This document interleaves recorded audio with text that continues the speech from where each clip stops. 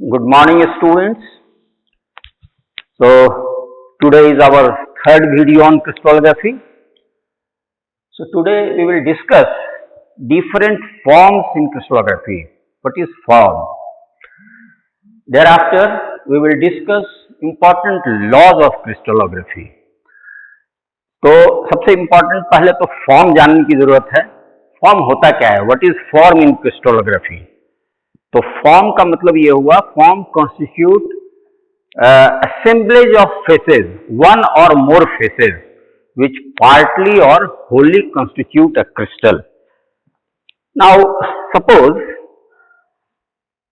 this is cube, you must be knowing. So, this is completely enclosing a certain space, having the same type of faces. You can see all the faces are of the same type. Okay, these two faces are parallel, these two faces are parallel to one another, and these two horizontal faces are also parallel. So the faces are similar. So form is nothing but the assemblage of faces, one or more faces. तो इसमें कितने faces हैं? All together 6 faces हैं.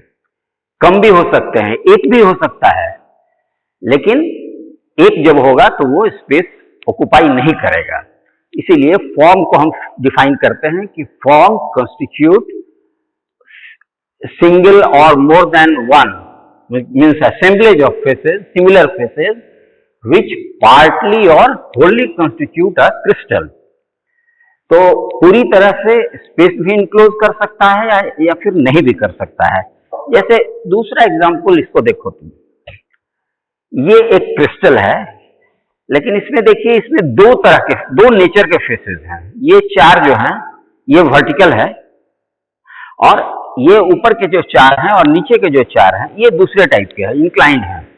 इसका मतलब है कि ये दो फॉर्म का कॉम्बिनेशन है. It is combination of two form. अगर इसको हम नहीं एज्यूम करें तो ये पूरी तरह से ये क्रिस्टल नहीं बनाएगा. It will partly constitute the crystal. So मैं समझता हूं कि आप इसके डेफिनेशन को समझ गए होंगे. फॉर्म क्या हुआ? क्रिस्टलोग्राफी में फॉर्म हम कहते हैं वैसे सिमिलर फेसेस के असेंबलेज को जो कि पार्टली यानी कि अंशतः और कंप्लीटली पूर्णतः क्रिस्टल बनाता हो. Understand? Now what are different forms? So these are 6 important forms in crystallography. First is called Padian. So Padian is a single face form. You can see here, this is a single face. There is no other face parallel to this one. So this is called Padian. So it is a single face form. Understand? Second form is known as Pinacoid. Pinacoid. So pinacoid are two parallel faces. Two parallel faces constitute pinacoid. Pinacoid में हम इससे समझ सकते हैं, जैसे ये दो face हैं, पैरेलल है, तो ये भी एक pinacoid का एग्जांपल है. सामने के फेस और इधर के पीछे के ये दोनों जो फेस हैं ये भी आपस में पैरेलल हैं, तो ये भी pinacoid कहलाएगा. फिर ये जो साइड के जो दोनों फेस हैं इसको भी pinacoid कहते हैं. और डिपेंडिंग अपॉन द पोजीशन थोड़ा इसको डिस्टिंक्ट करने के लिए A pinacoid, B pinacoid, C pinacoid, इस तरह से हम नोमेनक्लेचर कर सकते हैं. जैसे अगर ये A एक्सिस मान लें हम लोग थोड़ी देर के लिए, अभी फॉरगेट अबाउट क्रिस्टल सिस्टम की ये किसमें है, जस्ट मान के चलिए कि these are two faces and this is A axis, again these two parallel faces and this is B axis, and these two parallel faces, horizontal faces, and this is C axis. तो ये दोनों जो face है which is perpendicular to A axis, इसको हम कहेंगे A pinacoid. इन दोनों को हम कहेंगे B pinacoid, and this one is called C pinacoid, or it is also called basal pinacoid. मैं समझता हूं कि आप समझ गए होंगे. A pinacoid, B pinacoid, C pinacoid. Pinacoid in general क्या हुआ कि कोई भी दो फेस पैरेलल फेस है उसको हम pinacoid कहते हैं. So this is second form. The third form is known as prism. तो प्रिज्म क्या होता है? प्रिज्म 3 या 3 से अधिक, 3 or more than 3, 3 or more faces. तो 3 and more faces जो कि C क्रिस्टलोग्राफिक एक्सिस के पैरेलल है, तो उसको हम प्रिज्म कहते हैं. ओके, तो prism is a form, similar faces का ये कॉम्बिनेशन असेंबलेज है जिसमें मिनिमम 3 होना चाहिए. 3 हो सकता है या 3 से ज्यादा हो सकता है. जैसे यहाँ पे 4 फेसेस, ये जो चारों वर्टिकल फेस है, ये चारों वर्टिकल फेस ये प्रिज्म है, because it is parallel to C crystallographic axis. तो प्रिज्म के लिए it's essential that they should be parallel to the vertical crystallographic axis. C axis के पैरेलल होगा. Understand? Now you can see इसमें जो vertical faces हैं वो तो प्रिज्म है, और ऊपर का और नीचे का ये दो जो फेस है पैरेलल, डेफिनेटली वो पिनाक्वाइड है. तो ये कॉम्बिनेशन हो गया. अगर ये दोनों नहीं हो तो ये क्या होगा? ये बनाएगा नहीं फॉर्म. तो हम अभी बाद में बात करेंगे कि फॉर्म को हम कितने ब्रॉडर कैटेगरी में बांट सकते हैं. तो पहले आप ये समझ लो, प्रिज्म हो गया. After that pyramid. तो पिरामिड भी एक इंपॉर्टेंट फॉर्म है. तो पिरामिड में क्या होता है? Again it may be composed of 3 और मोर फेसेस. 3 हो सकता है, 4 हो सकता है, 6 हो सकता है, मोर देन दैट 12 हो सकता है, लाइक दैट. तो दिस इज पिरामिड. पिरामिड में क्या होता है कि they are non parallel faces, आपस में पैरेलल नहीं होंगे, और they converge at a point, they intersect at a point. So this is the point of convergence. This is the point where all the faces are converging. So this is called pyramid. तो pyramid में 2 चीज होना चाहिए. सबसे पहला non parallel faces होना चाहिए, 3 और मोर होगा, नंबर 1. दूसरी चीज क्या होगा कि they will cut C axis, और इनका जो कन्वर्जेंस होगा, इंटरसेक्शन होगा, एट ए पॉइंट होगा. So this is pyramid. इसके बाद दूसरा एक है फॉर्म दैट इज कॉल्ड डोम. तो डोम में क्या होगा? आपने हट देखा है, you can C like this और लाइक दिस, है ना. तो छत की जो किसी कोई हट का जो छत है, बिल्कुल आप उसको समझ सकते हो लाइक दिस और लाइक दिस. तो ये दिस इज डोम. तो डोम में क्या होगा कि 2 फेसेस हैं ये, जो कि एक लाइन पे इंटरसेक्ट करते हैं. ये देखिए, पहला फेस ये है, पहला फेस ये है, और दूसरा ये है, और इनका टर्मिनेशन कहाँ है? Sorry, this is the line of termination. Secondly, dome के लिए एक और कैरेक्टरिस्टिक है कि they stride a symmetry plane, मतलब they will be symmetrical about a plane.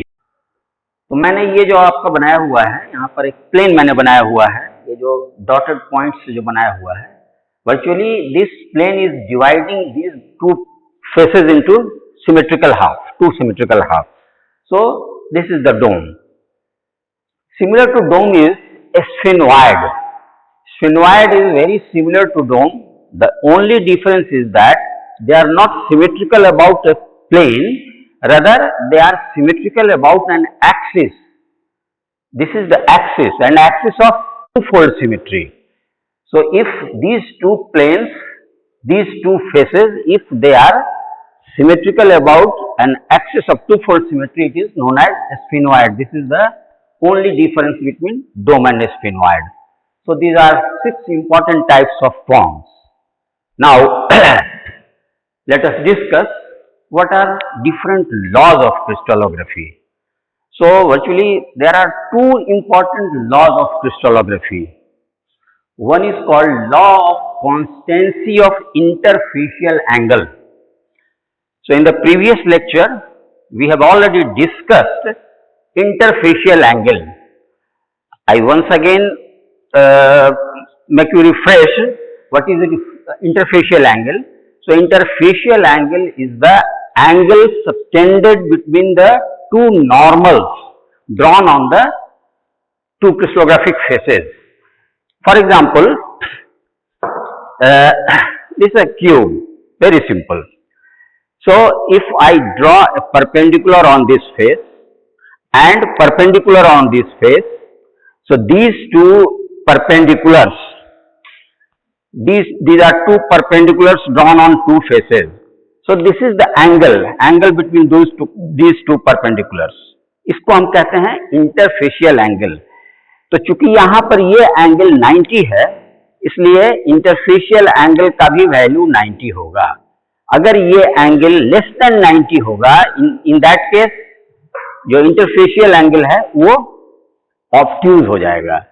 यानी इंटरफेशियल एंगल और जो प्लेन एंगल है, इन दोनों का जो टोटल है, it is always 180 degree. So this is the law of constancy of interfacial angle. तो ये लॉ क्या कहता है कि किसी भी पर्टिकुलर क्रिस्टल में जो स्पेसिफिक जो फेसेस हैं, उसके जो उनके बीच का जो इंटरफेशियल एंगल है, it is always constant irrespective of its size, location or any other factors. Okay, so this is called law of constancy of interfacial angle. So we can understand very easily this law. So this is ABCD. This is a hexagon, very regular hexagon, and this one is also a hexagon, but it is malformed hexagon. थोड़ा दोनों में difference है. इसमें सारे faces equal हैं, okay, और हर angle जो है ना, ये जितने भी एंगल्स है इक्वल तो है ही हैं. ये सब फेसेस जो है सब इक्वल है, मतलब ये एक रेगुलर हेक्सागोन है. यहाँ भी हेक्सागोन है, इसमें भी 6 फेसेस है, 1 2 3 4 5 6. लेकिन ये थोड़ा सा क्या हुआ है कि ये जो AB फेस है ये थोड़ा छोटा हो गया है, और ये देखिए AF ये लंबा हो गया है, लाइक दैट. तो ये 2 हुआ, बट जो रिस्पेक्टिव इंटरफेशियल एंगल है इसमें कोई चेंज नहीं हुआ है. If I draw a perpendicular on AB and perpendicular on BC, so this is theta, so this theta will remain the same. तो इसमें सिंपल सा बात यह है कि पर्टिकुलर फेस में, अब मान लीजिए कि हम इसके और इसके बीच में करेंगे, तो जो आएगा बिल्कुल वही इसमें भी आएगा. तो पर्टिकुलर फेसेस के बीच का जो इंटरफेशियल एंगल है इन डिफरेंट क्रिस्टल्स, कहीं से भी आप उसको कलेक्ट किए हो, लोकेशन कुछ भी हो, साइज उसका कुछ भी हो, बट द इंटरफेशियल एंगल जो है, पर्टिकुलर इंटरफेशियल एंगल जो है, it will always be constant. And this is very fundamental and important law of crystallography. The second law of crystallography is known as law of rational indices. Law of rational indices. What is the state? The ratios between the intercept on axis for different crystal faces can be expressed by rational numbers. Rational number means whole number या फिर 0 हो सकता है. तो इनका जो ratio है intercept का, जैसे कोई भी क्रिस्टल में हम देखें तो ये तीनों क्रिस्टलोग्राफिक एक्सिस के साथ देयर इज सर्टेन रिलेशन. जैसे इसमें ये तीनों एक्सिस को कट कर रहा है, ऐसा भी हो सकता है कि किसी 2 एक्सिस को कट करे. जैसे इसमें हम लोग ले लें तो ये जो फेस है 2 एक्सिस को कट करता है, तीसरे के पैरेलल है, ये हो सकता है. तो एनीवे, तो ये लॉ क्या कहता है कि जो रेशियो है, इंटरसेप्ट का रेशियो है, ये हमेशा क्या होगा, एक रैशनल नंबर होगा.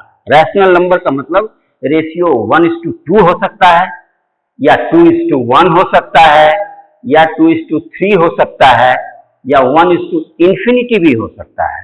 इन्फिनिटी का मतलब क्या हुआ, पैरेलल. जैसे 2 पैरेलल लाइंस